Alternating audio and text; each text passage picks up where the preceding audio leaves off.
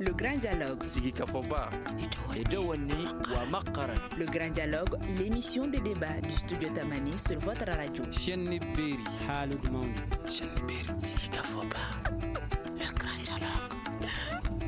Crise sociopolitique au Mali, quelles sont les positions des différentes parties? Est-ce qu'elles sont prêtes à dialoguer? Sur quelle base mesurent-elles l'ampleur de cette crise et ses conséquences sur le pays et le citoyen lambda? Quelles peuvent être aujourd'hui les solutions? Le Grand Dialogue de Studio Tamani ouvre le débat.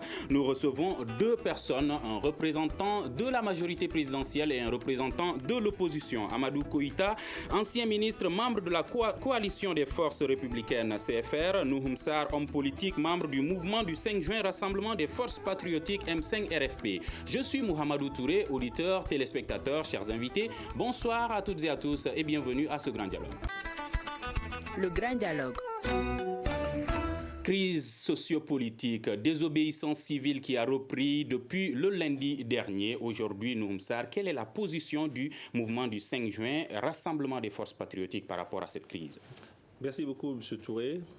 Avant de prendre la parole, permettez-moi de rendre un hommage sincère, appuyé aux 23 martyrs tombés sous les balles assassines du régime Ibrahim Boubacar Keïta. De rendre un hommage au président Soumaïla Cissé, chef de file de l'opposition, qui aujourd'hui est retenu contre sa volonté, contre la volonté d'une bonne partie de la classe politique, et de souhaiter qu'il revienne par la grâce du bon Dieu le plus rapidement possible au sein de sa famille biologique et politique. Aujourd'hui, notre pays est à la croisée des chemins. Le M5, mouvement du 5 juin, Rassemblement des forces patriotiques, depuis le 5 juin, a décidé de mobiliser une bonne partie du peuple malien pour rentrer en résistance. En résistance face à l'oligarchie, face à la plutocratie qui aujourd'hui a été instaurée en mode de gouvernance dans notre pays. Et face à la répression violente du pouvoir politique en place, face à la dénégation de la réalité, face au refus d'écouter son peuple, le M5 RFP a décidé de ne plus reconnaître M. Ibrahim Boubacar Keïta comme président de la République. Et pour manifester cela, nous avons décidé de rentrer en désobéissance face à son pouvoir. Cela veut dire que le peuple souverain du Mali, en tout cas ceux qui le souhaitent, refusent désormais d'aller travailler au sein des services publics, refusent désormais d'alimenter l'économie qui a profité au seul régime et à ses alliés.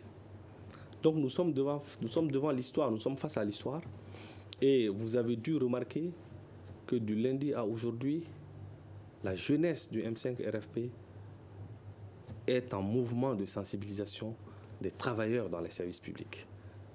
Nous leur demandons poliment, gentiment, mais fermement, d'accompagner ce mouvement de résistance.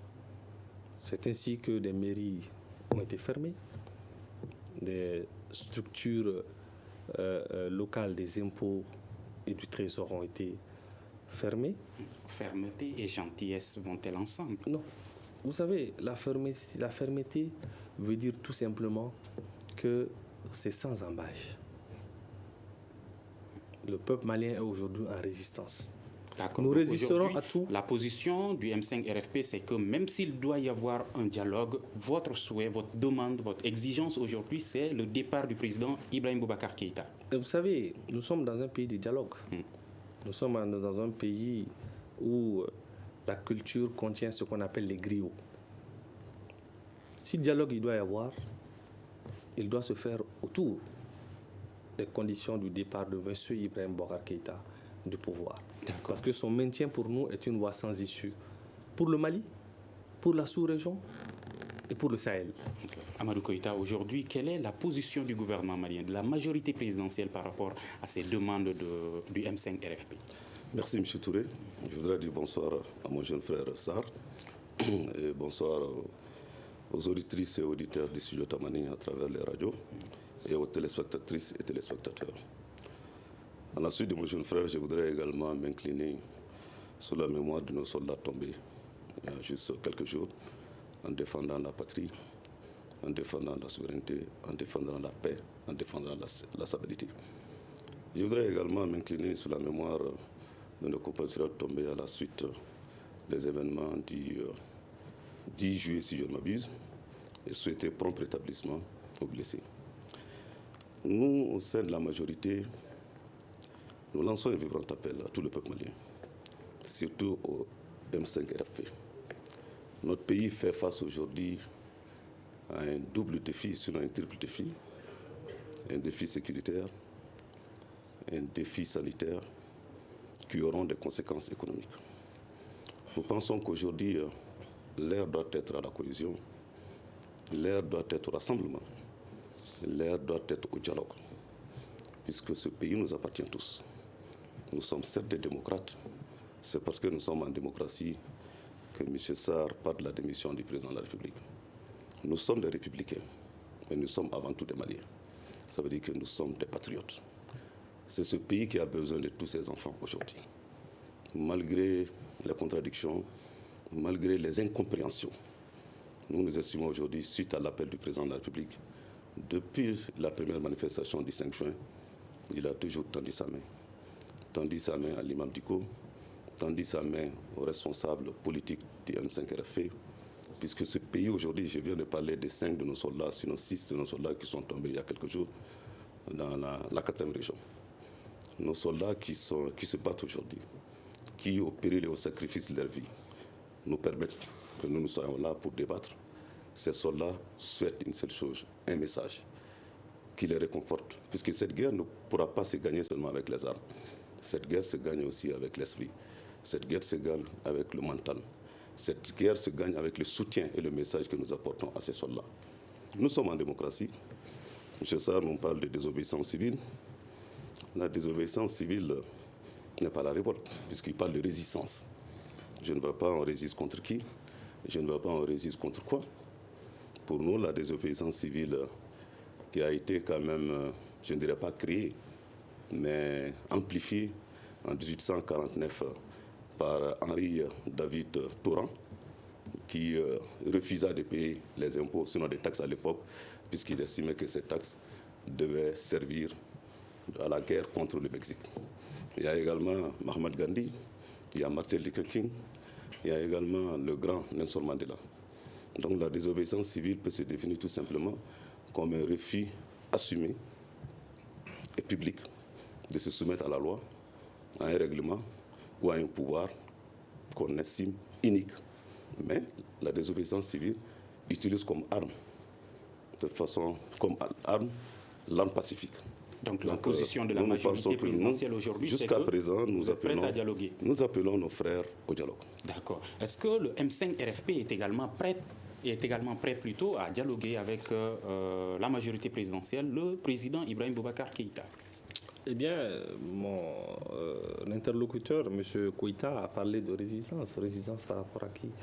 Eh bien, j'ai envie de dire résistance par rapport à ceux qui ont donné l'ordre de tirer sur les manifestants, de tuer des jeunes hommes de 16 ans, de 17 ans, qui n'avaient qu'une seule pancarte sur laquelle était inscrite « Nous souhaitons la bonne gouvernance pour notre pays ».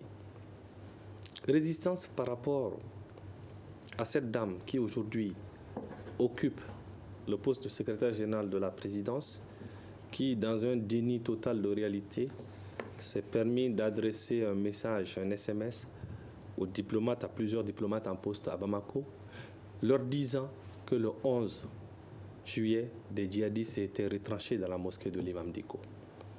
Résistance par rapport à ces hommes et à ces femmes qui aujourd'hui ont pris notre pays en otage, qui sont dans une posture où ils se plaisent plus dans la jouissance du pouvoir que dans la réalisation de l'intérêt général. Le président Ibeka? Il s'agit de M. Ibrahim Boubacar Keïta. Je m'interdis de dire président. Le président Ibeka, de la République a parce pris que le pour pays nous, en otage, vous dites. Le président, M. Ibrahim Boubacar Keïta, ce n'est pas président Ibeka. M. Ibeka et ses amis ont pris notre pays en otage. D'accord. Aujourd'hui, Vous savez, votre position, est-ce que vous êtes prêt à dialoguer? Nous avons dit que nous sommes dans un pays de dialogue. C'est au nom du dialogue que le M5 RFP a proposé un mémorandum de transition. C'est au nom du dialogue que nous sommes rendus à l'invitation de la CEDEAO. C'est au nom du dialogue que nous continuons à échanger avec tous ceux qui voudraient échanger avec nous. Mais nous avons dit, à partir du moment où M. Ibeka, sous les conseils de quelques zélateurs autour de lui, a manifesté son mépris vis-à-vis de son peuple, le mémorandum proposé est devenu caduc. Ça veut dire quoi? Ça veut dire qu'il a perdu tous ses effets, il n'a plus aucun sens, il n'est donc plus d'actualité. Dialogue, s'il doit y avoir, dialoguer encore. Vous savez, dialogue, s'il doit y avoir, doit se faire autour des conditions de départ de M. Ibrahim Boubacar Keïta. Oui, mais avant de parler des conditions, est-ce que le M5 RFP est prêt à dialoguer? Mais le M5 n'a jamais rompu le dialogue. Qu'est-ce qui empêche aujourd'hui les deux parties de dialoguer? Parce que vous semblez tous les deux être d'accord sur l'utilité et vous dites être prêts également à dialoguer. Vous savez, nous sommes dans le dialogue. Nous rencontrons des émissaires régulièrement. C'est le dialogue. Nous rencontrons les envoyés de M. Ibrahim Boubacar Keïta. C'est le dialogue. Mais nous sommes fermes. Nous sommes fermes sur cette posture qui est de dire que le dialogue doit porter sur les conditions de son départ. Son maintien au pouvoir, c'est une voie sans issue pour le Mali. Je vous rappelle, M. Touré, lorsque M. Ibrahim Boubacar Keïta a été élu en 2013, l'insécurité n'était qu'à Kidal. Et Gao, l'insécurité était résiduelle. Mais aujourd'hui, l'insécurité, c'est à Bamako. C'est derrière le fleuve à Ségou. Donc pour nous, son maintien, ça va aggraver cette situation. Le dialogue, donc, il dit être prêt pour le dialogue. Est-ce que vous aussi, vous êtes en train de dialoguer avec le M5 RFP, la majorité présidentielle? Nous sommes toujours prêts pour le dialogue. D'ailleurs, c'est ce dialogue qui nous a permis de tenir les élections législatives en mars-avril passé. Le dialogue national inclusif, qui a quand même réuni le peuple malien dans sa diversité, je ne dirais pas de façon unanime, mais dans sa majorité écrasante, les partis politiques, les leaders religieux, bref, toutes les forces de la nation, pour parler du Mali, pour apporter chacun ce qui le concerne sa contribution pour une sortie de crise heureuse. Je l'ai dit, nous faisons face aujourd'hui à une crise sécuritaire qui est surtout le terrorisme. Nous avons conscience qu'il y a des défis, nous avons conscience qu'il y a des difficultés. Mais devrons-nous aller à l'instrumentalisation des défis auxquels nous sommes? Qui instrumentalise ces défis? Je crois que vous venez d'écouter mon frère, M. Sarr, qui parle au nom du peuple, dont la courtoisie républicaine voudrait quand même qu'il cite son excellent monsieur le président de la République. Il dit que le dialogue est en cours. Est-ce que vous confirmez également que nous souhaitons que le dialogue soit en cours? Alors, qu'est-ce qui bloque? Mais je pense aussi les propos. C'est ça, on doit faire excessivement attention. Vous savez, la violence, qu'elle soit verbale, qu'elle soit matérielle, qu'elle soit physique, est toujours le lit des hommes en manque d'idées, en manque d'amour. Je crois que nous devons faire excessivement attention en utilisant nos propos. Vous venez de citer la secrétaire générale de la présidence de la République. Je pense qu'il faut faire excessivement attention. Ayons du respect les uns à l'égard des autres. Nous avons toujours dit, il y a quelques semaines, la CEDEAO est venue au chevet du Mali. Il y a eu 2 missions techniques et une mission politique et un sommet extraordinaire pour venir nous aider à sortir de cette crise, puisque notre pays constitue une digue dans la lutte contre le terrorisme. Voilà pourquoi nous disons à nos frères du M5 RFP, qui savent déjà quand même que au Mali, le pouvoir, comme le stipule l'article 121, le fondement de tout pouvoir réside dans la Constitution. La souveraineté appartient au peuple, l'article 26 dit ça, qu'il exerce à travers ses représentants. Aucune fraction du peuple, aucun individu ne peut en attribuer l'exercice. Je pense qu'au sein du M5 RFP, si je ne m'abuse, il y a 4 ou 5 candidats des dernières élections présidentielles 2018 qui ont quand même recueilli moins de 5%. Lui-même, Sarr était candidat aux élections législatives en 2004. Le score qu'il a eu, je le sais, il le sait. Donc c'est pour dire tout simplement aujourd'hui, c'est le peuple malien qui a confié la destinée du pays au président Ibrahim Boubacar Keïta lors des élections présidentielles en 2018. Vous êtes en train de parler de la mission de la CEDEAO. Où en sommes-nous avec la mise en œuvre des recommandations de la CEDEAO aujourd'hui? Oui, nous sommes là-dessus. La CEDEAO est venue nous aider pour sortir de la crise. Mais le délai n'est-il pas dépassé? Oui, bon, vous savez, construire la paix à un coût, ça n'a pas de prix. Notre souhait était qu'on puisse régler cette situation avant ce délai, mais qu'à cela ne tienne, la main tendue du président de la République reste, la main tendue du Premier ministre reste. Aujourd'hui, nous avons un mini-gouvernement qui a été mis en place parce que le président de la République a souhaité un gouvernement d'union nationale à travers un accord politique de Rassemblement national. C'est pour dire tout simplement que le pays a besoin de tous ses enfants. Quittons la posture extrémiste, radicaliste. Quittons cela. Il y a sur Facebook plusieurs internautes qui ont posé des questions. Bokar Haïdara demande pourquoi la CEDEAO reste silencieuse puisque le délai est dépassé par rapport à la mise en œuvre de ces recommandations. Oui, ces recommandations doivent nous aider à sortir de la crise. Certes, nous sommes déjà au terme du délai, mais qu'à cela ne tienne, nous continuons encore à négocier avec nos amis du M5RFP. Et nous savons également que ils ont à cœur le Mali, ils ont à cœur la stabilité, ils ont à cœur la sécurité de notre pays, ils ont à cœur également l'union sacrée autour de l'essentiel. La CEDEAO avait parlé de sanctions. Dina Mamsis sur Facebook demande si la CEDEAO doit sanctionner avec le délai dépassé. La première sanction devrait tomber sur quel groupe et pourquoi? Non, moi je pense en tant que majorité, nous aujourd'hui nous continuons toujours avec le dialogue. Et nous sommes persuadés que le génie malien fera en sorte que nous nous attendions dans les jours à venir. Puisqu'ils dénoncent la mauvaise gouvernance, ils dénoncent la mauvaise gestion. Bon, voilà pourquoi le président les a tendus la main. Venons tous autour du pays. Venons tous dans un gouvernement d'union nationale pour qu'ensemble nous trouvions des solutions par rapport aux problèmes posés. Mais essayer d'instrumentaliser, essayer d'en faire un fonds de commerce. Et il faut faire excessivement attention, M. Sarr. M. Sarr vient de cibler, je pense que par rapport aux événements du 10 et 11 juillet, les enquêtes sont en cours. Ayons confiance en notre justice.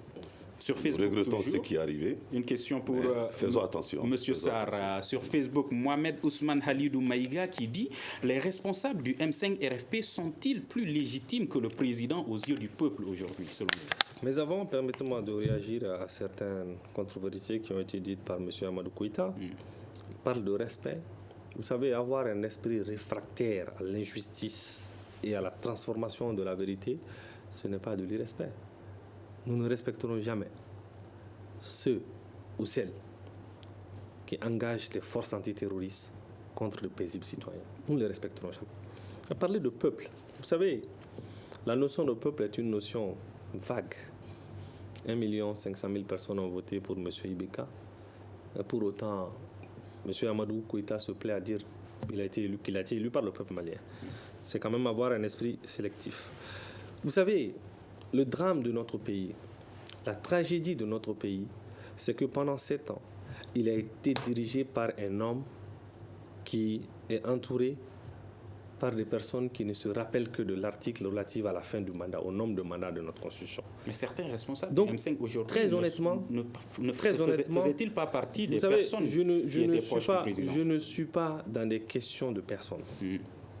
Noum Sarr, depuis 2013, est opposé à la tyrannie de gouvernance qui a été instaurée. Alors, la question de Mohamed Ousmane, les responsables du M5RFP sont-ils plus légitimes que le président? Vous savez, nous sommes modestes. Modestie oblige.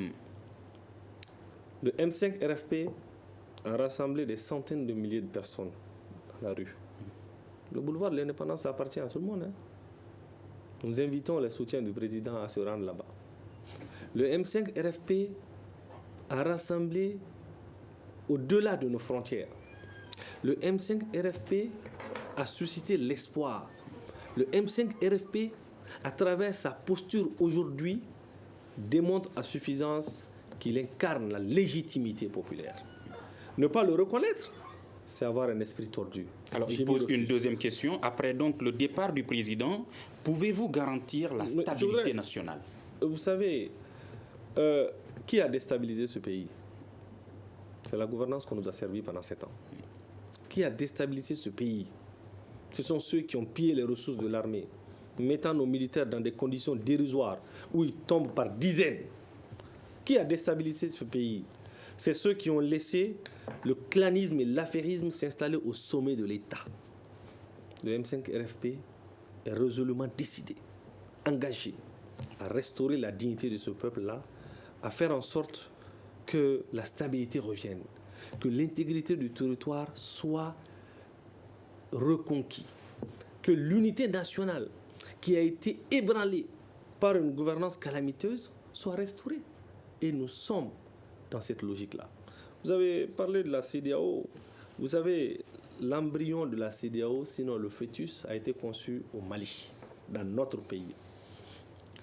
La première sémence de la CEDEAO a été plantée au Mali, dans notre pays. Nous sommes un grand peuple. Nous sommes une grande nation. Nous sommes le pays concepteur d'empire et de royaume. Nous ne saurons à aucun moment accepter qu'un chef d'État qui a perdu toute sa légitimité à l'intérieur de son pays aille conquérir cette légitimité à l'extérieur au travers de chefs d'État qui, nous savons ce qu'ils pensent de lui en privé. Donc, nous ne l'accepterons pas.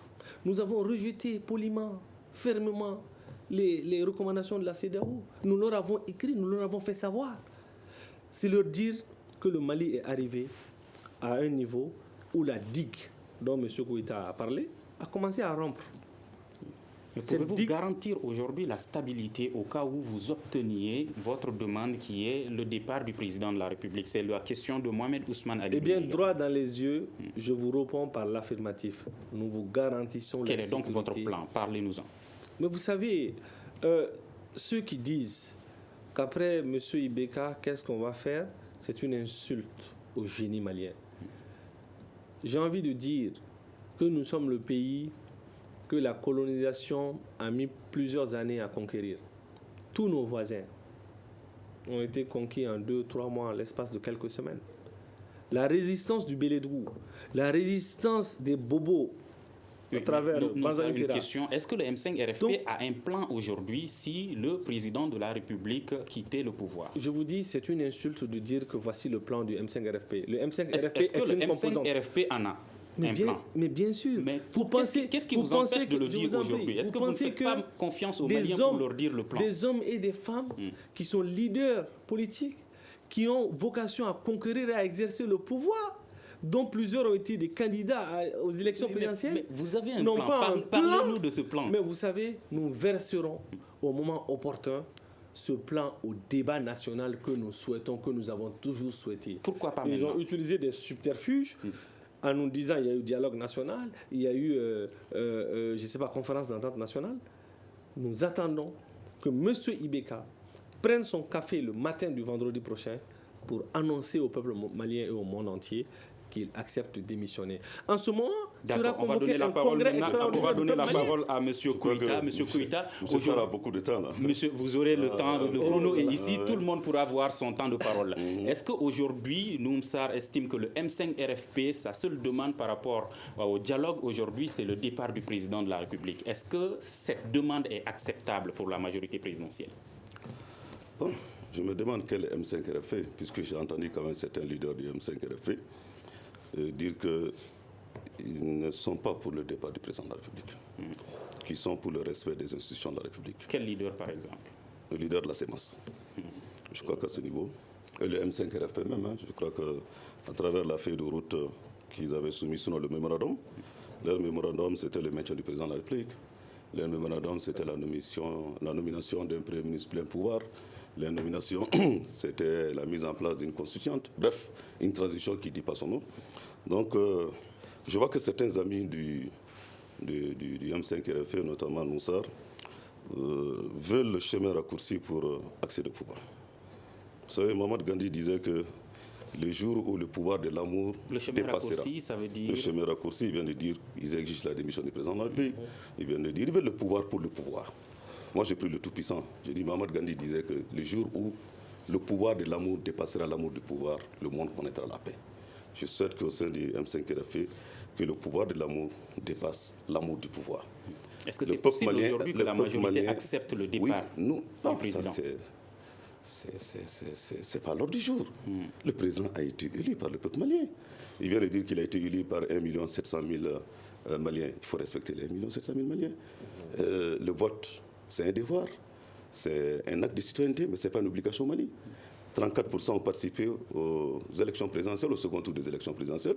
Je me rappelle encore, M. Noussar est toujours dans le déni des réalités, puisqu'après cette élection présidentielle, il était sur tous les plateaux pour dire que le président Ibeka n'a pas gagné les élections, pour dire que le bref, bon, je crois que tout ça serait passé. Nous invitons nos amis à revenir autour de la table. Nous invitons les amis, s'ils ont un projet de société, s'ils pensent pouvoir faire mieux que nous, s'ils pensent pouvoir faire mieux que le président de la République, c'est de transformer tout ce qu'ils sont en train de dire à un projet de société et attendre 2023. Attends 2023. Parmi leurs demandes, il y a la demande du départ du président de la République, mais dans le mémorandum, il y avait également une demande de Premier ministre de plein pouvoir. Si vous n'acceptez pas le départ du président, est-ce que vous pouvez accepter un Premier ministre de plein pouvoir aujourd'hui? La Constitution du Mali n'a pas prévu de Premier ministre de plein pouvoir. Donc ça également, c'est inacceptable. Nous n'avons même pas une bonne expérience de Premier ministre de plein pouvoir. J'étais avec Moussar en 2012, lorsqu'on combattait ensemble le coup d'État. Donc il doit faire attention. J'ai dit à mes amis de revenir à la raison. J'ai dit à mes amis, ils sont des républicains, j'ai dit à mes amis, ils sont des démocrates. Revenez à la réalité, revenez à la maison, retrouvons-nous, bâtissons ensemble le Mali. Qu'est-ce qui vous a séparé au juste?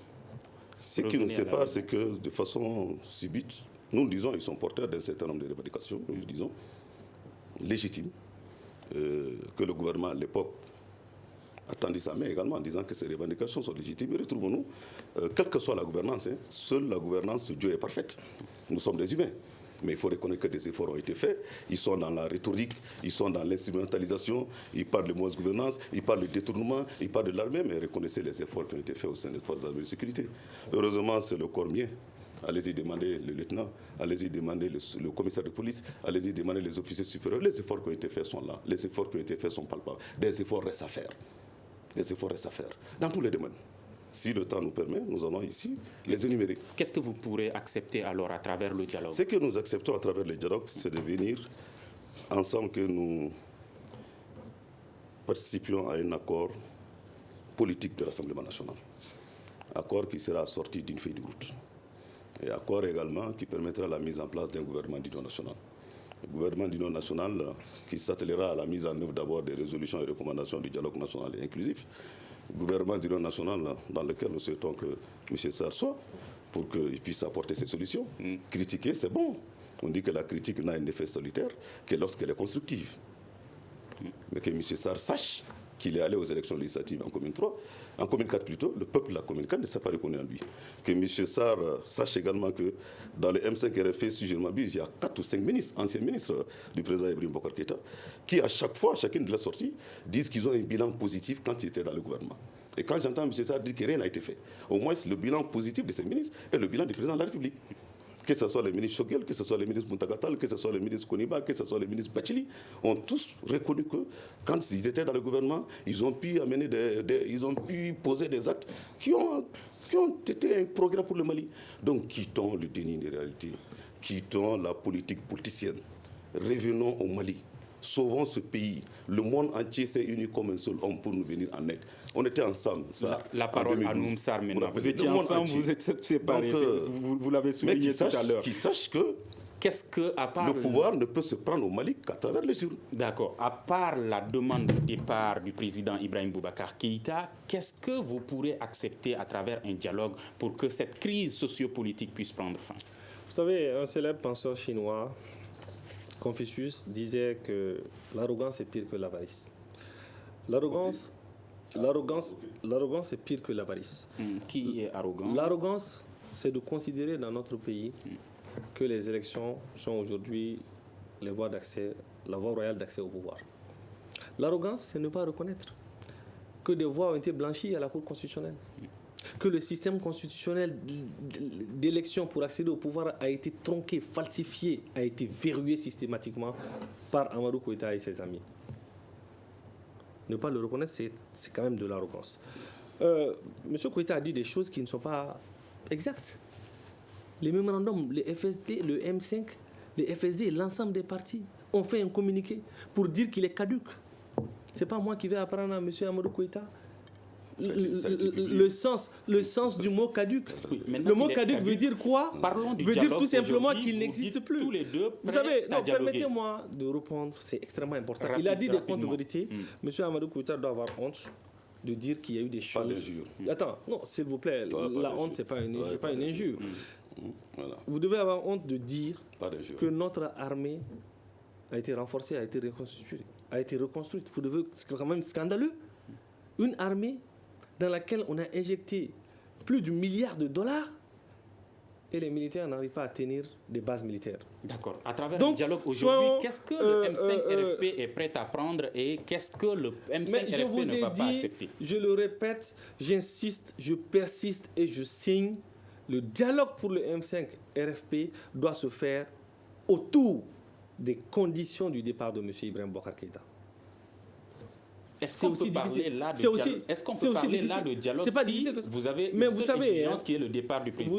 Vous savez, le peuple malien en a ras-le-bol. Le peuple malien est arrivé à un niveau où il n'est plus acceptable de continuer avec ces gens pour diriger notre pays. D'accord. Parlant de peuple, il y a Toumani Diakité qui pose une question. Nous qui ne sommes, ce sont ces termes, nous qui ne sommes ni pour IBK, ni pour le M5, pourquoi ils nous empêchent de faire nos affaires quotidiennes? Bon, je ne sais pas si nous sommes dans le même pays. Personne n'empêche personne de faire ses affaires quotidiennes. À travers la désobéissance civile, est-ce que des activités ne sont pas paralysées? Vous avez vu qu'il n'y a pas eu de barricades. La jeunesse responsable du M5-RFP s'est abstenue de faire des barricades. Allez-y vérifier. Nous sommes dans une phase de sensibilisation.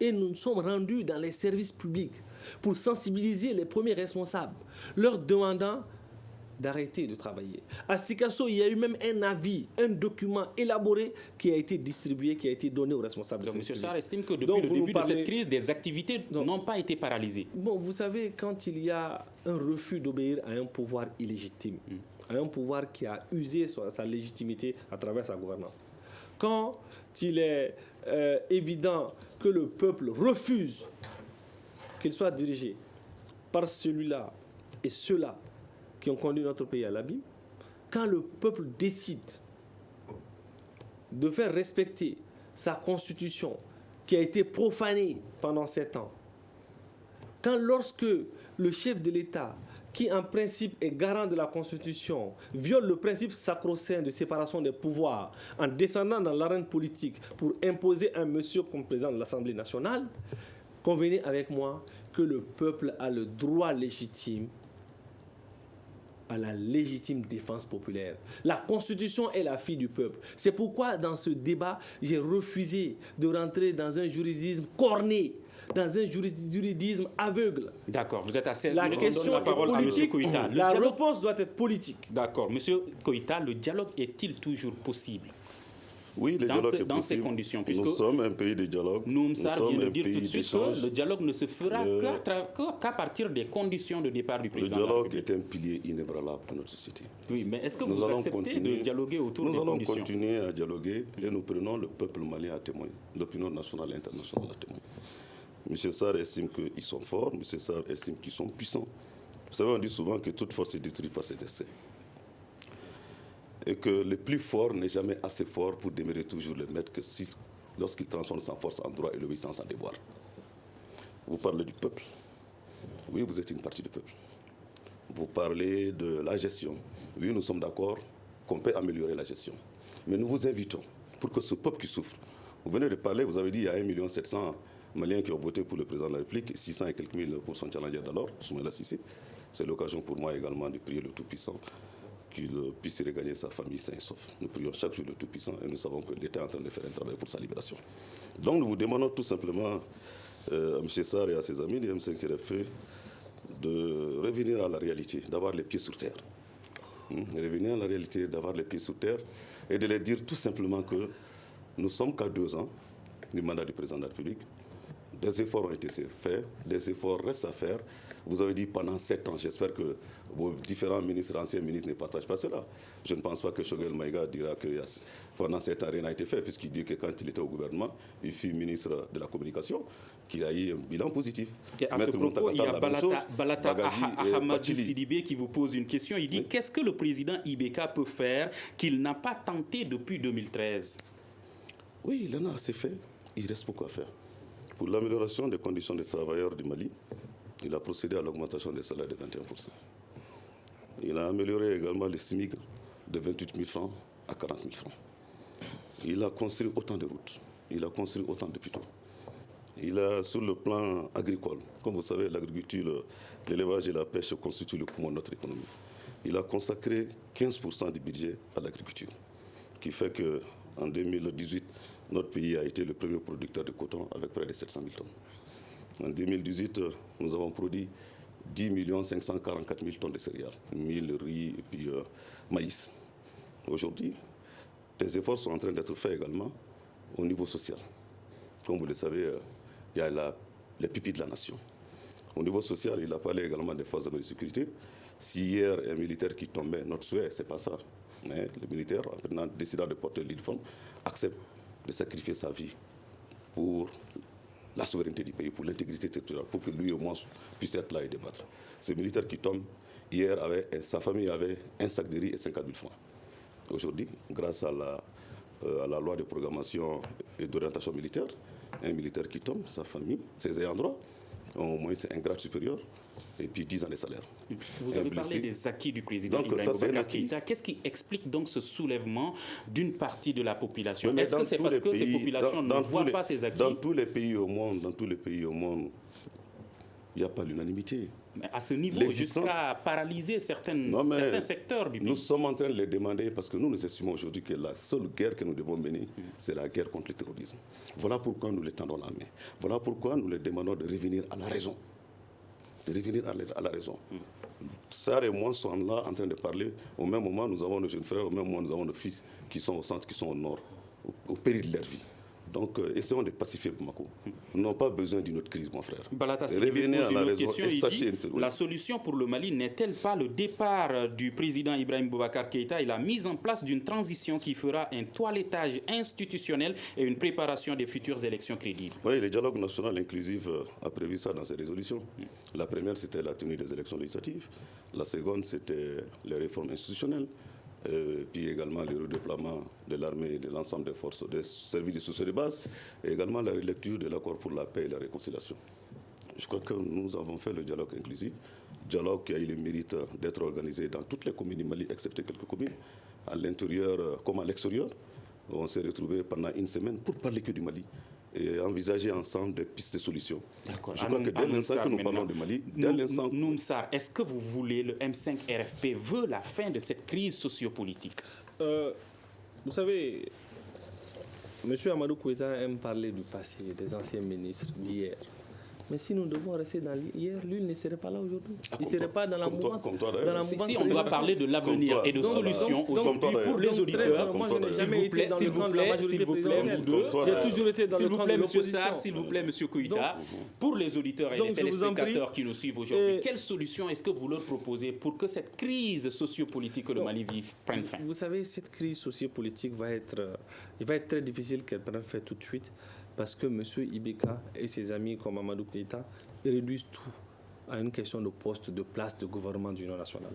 C'est ça en 2017, tout de suite. Donc, quand est-ce que cette crise pourrait prendre fin? M. Ibeka, en 2017, à Kangaba, a dit que son gouvernement était un gâteau. Son pouvoir était une pâtisserie. Parlant de ministres, il a dit qu'ils sont venus manger, ils se sont remplis le ventre et les poches, ils sont partis sans même faire la vaisselle. Donc, ils réduisent tout à des questions de gâteau. C'est ça le drame. Nous avons posé des problèmes de fond. Nous avons estimé qu'en 7 ans, il y a eu 6 premiers ministres, des dizaines de ministres. Donc, ce n'est pas une question de gouvernement. C'est une question de leadership et de vision. Aujourd'hui, quelle solution? Quelle solution pour la fin de cette crise sociopolitique, puisque vous-même vous estimez qu'elle ne prendra pas fin tout de suite? La solution, elle est simple. Si demain, M. Ibeka accepte de rendre le tablier, accepte de regarder le peuple malien droit dans les yeux et lui dire honnêtement, Nous avons échoué en 7 ans. Je vous rends ma démission et je vous souhaite le meilleur. La crise prendra fin tout de suite. Il a dit que les responsables... Monsieur Koïta a soulevé une question. Il dit que le M5 même semble ne pas partager cette position qui est le départ du président de la République. Il a souligné le cas de la CEMAS. Il faut éviter de prendre des propos d'interview pour les positions du M5. Le M5 RFP a de tout le temps écrit ses positions. Lorsque nous avons proposé le mémorandum... Mais n'êtes-vous pas en train de donner les positions du M5 RFP puisque vous dites de ne pas prendre Je vous dis que les propos d'interview. La position du M5 RFP, rappelée dans sa dernière déclaration, est sans embâche. Il s'agit de la démission de M. Ibrahim Boubacar Keïta. Y a-t-il une division aujourd'hui au sein du M5 RFP? Ah non, pas du tout. Nous voyons les sbires sur les réseaux sociaux, des gens montés qui, à partir de salons fêtrés, montrent des articles et ceci, cela. Mais nous sommes droits dans nos bottes et nous sommes convaincus que l'objectif qui consiste à débarrasser le pays de cette gouvernance calamiteuse dont le chef est M. Ibeka, cet objectif sera atteint. Donc le M5 RFP est aujourd'hui plus que jamais uni. Dans un groupe où des gens viennent d'horizons divers, c'est normal qu'il y ait des divergences. Au sein de la mouvance présidentielle, parce qu'ils ne sont plus majoritaires, ils ne sont plus une majorité, c'est une mouvance présidentielle où il y a de tout venant, où les gens se suivent un peu partout. Donc, dans un groupe aussi varié, il y a souvent des positions, mais la position exprimée, écrite, au bas duquel chacun a apposé sa signature, c'est la démission de M. Ibrahim Boubacar Keïta. Amadou Koïta, est-ce que vous reconnaissez aujourd'hui, vous avez reconnu que les défis qui sont soulevés, les problèmes qui sont soulevés par le M5 sont vrais, mais est-ce que le fait qu'il signale que le président Ibrahim Boubacar Keïta dans la gestion a échoué aujourd'hui, vous reconnaissez ça également? Non, ils sont dans les droits. Oui, mais est-ce que vous reconnaissez cela? Non, pas du tout. C'est le peuple malien qui doit apprécier cela. Et en 2018, le peuple malien a renouvelé sa confiance au président de la République. Ça veut dire que le peuple malien apprécie à hauteur de souhait le bilan du président de la République. Nous faisons de notre mieux et nous voulons qu'on soit ensemble pour améliorer. D'accord. Sur Facebook, Moussa Sidibé dit nous avons atteint un niveau très avancé. Excusez, oui. Il dit nous avons atteint un niveau très avancé dans la crise qui demande des sacrifices de part et d'autre. Ne faut-il pas innover le dialogue politique aujourd'hui en faisant plus recours à des experts du dialogue politique dans les instituts spécialisés et sortir des cadres politiques déjà établis qui sont dépassés selon nous? Oui, nous avons besoin de toutes les expertises. Est-ce que vous faites recours à ces expertises aujourd'hui? Nous faisons recours à toutes les expertises. Qu'est-ce qui bloque dans ce cas, monsieur? Mais ce qui bloque, c'est que le peuple malien vient d'entendre à travers Studio Tamani que M. Sarr pense que la crise ne prendra pas fin qu'après la démission du président de la République. Que M. Sarr veut fouler la constitution malienne. Que M. Sarr est tellement pressé d'accéder au pouvoir qu'il pense qu'il faut emprunter les chemins raccourcis. Cela ne passera pas, M. Sarr. Cela ne passera pas.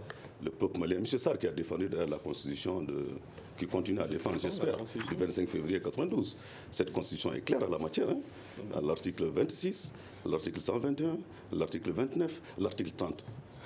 Restez dans la Constitution. Vous êtes des démocrates, vous êtes des républicains et respectez le peuple malien.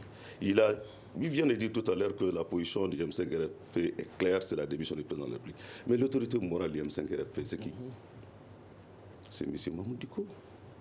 L'imam Mahmoud Dicko, il a toujours dit je me désolidarise de toute idée qui est de la démission du président de la République. Parce que j'aime mon pays. D'accord. Il nous reste 2 minutes, 1 minute pour chaque invité, puisque vous avez atteint vos temps. Je reste avec vous tout de suite. Monsieur Nouhoum Sarr, est-ce qu'aujourd'hui, il est possible que le président de la République, Ibrahim Boubacar Keïta, reçoive le M5 RFP et que vous renonciez à cette demande de départ du président de la République pour obtenir d'autres revendications? Vous savez, ces gens ne se rappellent que de l'article de la Constitution qui parle de mandat. Lorsqu'on viole la Constitution, lorsqu'Ibeka profanait la Constitution et qu'eux, ils l'applaudissaient, ils ne parlaient pas de la Constitution. Mais la violation du principe de séparation des pouvoirs, quand on viole la séparation des pouvoirs, on viole la Constitution. 25 secondes. Quelles sont les prochaines étapes aujourd'hui pour le M5? Le M5 RFP appelle à un rassemblement gigantesque. Comme cela n'a jamais été le cas le mardi prochain. Nous appelons le peuple souverain du Mali. Nous appelons la jeunesse malienne, les femmes du Mali à nous rejoindre le mardi prochain au monument de l'indépendance. D'accord, temps écoulé. À vous, monsieur Koïta. Aujourd'hui, est-ce que le président Ibrahim Boubacar Keïta est prêt à rencontrer face à face le M5 RFP pour dialoguer? Le président Ibrahim Boubacar Keïta, qu'est-ce qui l'empêche jusqu'à présent? Il continue toujours à attendre sa main. Il a rencontré au-delà d'attendre sa main, est-ce qu'il va les recevoir pour dialoguer directement avec le M5 RFP? Le M5 RFP et il a demandé au M5 RFP, puisque c'est un problème politique, de dialoguer, d'échanger avec la majorité présidentielle. Alors, Noumsar estime que la crise ne prendra pas fin tout de suite. Est-ce que vous pensez que la crise prendra fin tout de suite? Parce que pour Noumsar, il vient de dire que le président a violé la Constitution, parce que le président, c'est... Il vous reste 6 secondes. Est-ce que la crise prendra fin tout de suite, monsieur? Vous êtes encore un apprenti. Vous savez, on dit que la seule chose que l'intelligence ne donne pas à l'homme, c'est l'expérience. Merci beaucoup. Temps écoulé. Vous avez tous 21 minutes et 4 secondes. Crise sociopolitique au Mali. Le dialogue est-il encore possible? Nos invités étaient des représentants de la majorité présidentielle et de l'opposition.